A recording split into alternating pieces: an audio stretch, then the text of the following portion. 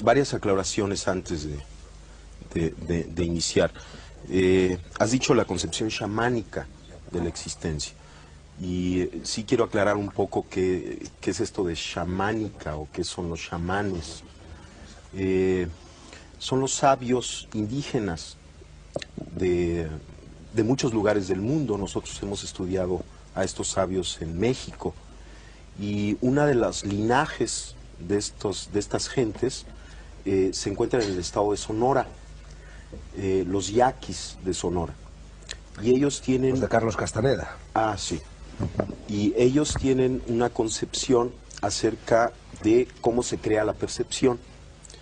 Se interesan fundamentalmente en explicar o en tratar de explicar cómo aparecen las imágenes, cómo aparecen los sonidos, cómo aparecen los diferentes niveles de la realidad. Entonces, en este sentido, la teoría sintérgica tiene relación con esta concepción chamánica, pero no surge de ella, está relacionada, porque esta teoría también es un intento teórico para tratar de explicar cómo se crea la percepción. Pero la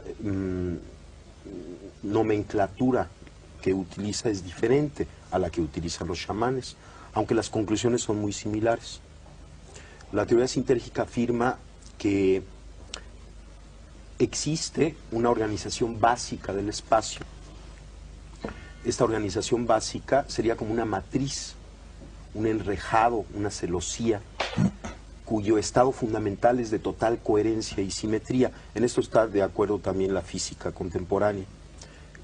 Cualquier modificación en esta matriz fundamental del espacio, un instrumento físico la detecta como una partícula elemental. Entonces el instrumento detecta que hay algo que aparece contra un fondo estable de total coherencia, y los físicos y las gentes que conocen lo que significa la medida del instrumento hablan de la aparición de una partícula elemental. La idea es que las distorsiones de la latiz, sobre todo las distorsiones complejas, son lo que podemos denominar objetos. La teoría sintérgica afirma que el cerebro humano es capaz de distorsionar la estructura de la latiz en la forma más compleja conocida en el universo. Y esta distorsión compleja de la latiz constituye la realidad perceptual. De tal forma que cada una de las actividades neuronales constituye una microdistorsión de la latiz. Y puesto que el cerebro humano contiene alrededor de entre 10.000 y 12.000 millones de elementos neuronales, cada microdistorsión, cada alteración de esta estructura básica del espacio interactúa entre sí, formando una macrodistorsión compleja, a la que la teoría le llama el campo neuronal. De tal forma que la hipótesis fundamental de la teoría sintérgica es que la percepción surge como resultado de la interacción del campo neuronal con la latiz del espacio. Existen diferentes niveles de interacción entre el campo neuronal y la latiz, y cada uno de estos niveles constituye o se asocia o se percibe como un nivel diferente de conciencia. Por ejemplo, existe la conciencia auditiva, la conciencia visual, son diferentes tipos de conciencias, y la teoría afirma que cada una de ellas está relacionada con los parámetros de esta interacción entre el campo neuronal y la latiz. Bueno, primero, no entiendo por qué alguien se toma el atributo de juzgar el entendimiento de los otros. O sea, es muy extraño. En segundo lugar, en toda creación de una teoría, para el creador de la teoría, la experiencia de la creación es un evento extraordinariamente interesante. Cuando la teoría se crea y se da como resultado final, el oyente de la teoría puede considerarla como producto de una intelectualización ajena a la experiencia. Pero toda creación de una teoría, cuando esta teoría es profunda, proviene de la experiencia. Por ejemplo, yo mencioné estos sabios indígenas que están interesados en explicar la percepción. ellos tienen una teoría de la percepción, pero esta teoría de la percepción surge de su experiencia. Ellos perciben el mundo en cierta forma que es distinta a la percepción que tiene otro tipo de gente por haber nacido en otra cultura, simplemente por esto. Y entonces a partir de esta percepción crean una concepción. Lo interesante de la concepción y de todo intento específico por tratar de entender la percepción es que de alguna manera el intento de entender la percepción nos pone en el fundamento de cualquier realidad. En nuestra época, uno de los grandes peligros y uno de los grandes dolores que estamos viviendo es la pérdida del significado y la dispersión. O sea, nos encontramos muchas veces con gentes que realmente no tienen mucha idea ni de quién son, ni tienen algo que les ayude a entenderse y a llegar a su centro, a una unificación, a sí mismos.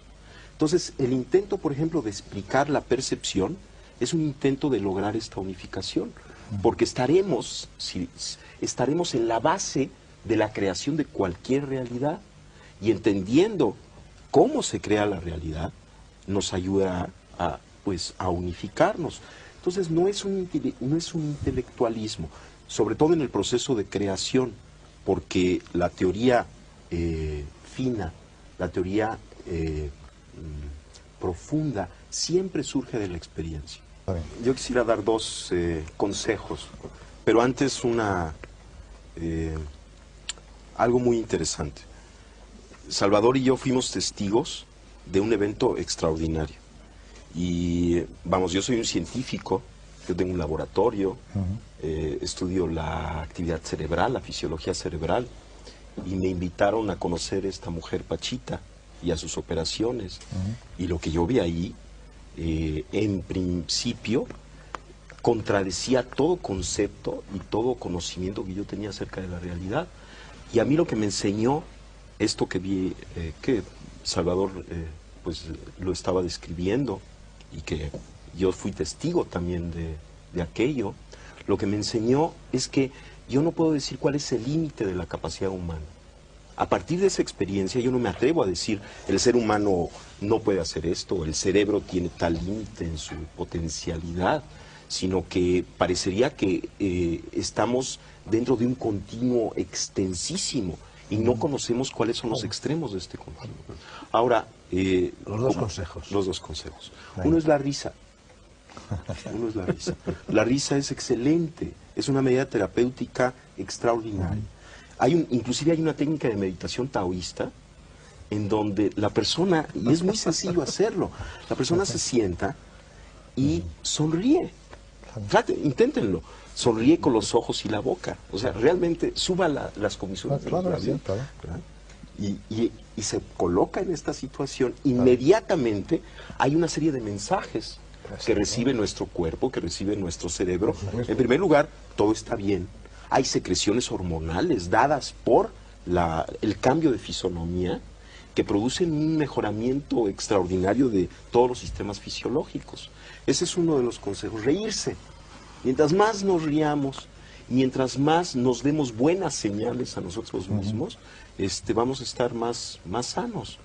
Y el segundo es la observación, que quizá en combinación con la risa pueda ser una medida terapéutica excelente.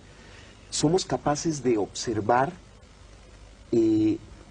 inclusive aquello que pensamos que no se puede observar. Por ejemplo, en principio pensamos que no podemos observar nuestra actividad cerebral, y sin embargo hay una técnica budista, el Vipassana, que enseña a una persona que la practica a observar su propia actividad cerebral. Y esta es una experiencia, sobre todo para un neurofisiólogo, extraordinaria, ¿no? El darse cuenta de que tiene un mecanismo de observación que le permite, por ejemplo, ver su propio cerebro. No solamente su propio cerebro, su actividad glandular, que le permite sentir su cuerpo parte por parte hasta lograr tener una imagen corporal unificada. Y lo que sabemos, y a partir de estas técnicas, es que el hecho de observar, por ejemplo, un tejido enfermo, un dolor, y observarlo con ecuanimidad, con calma, tiene un efecto de sanación. Entonces este es el segundo consejo.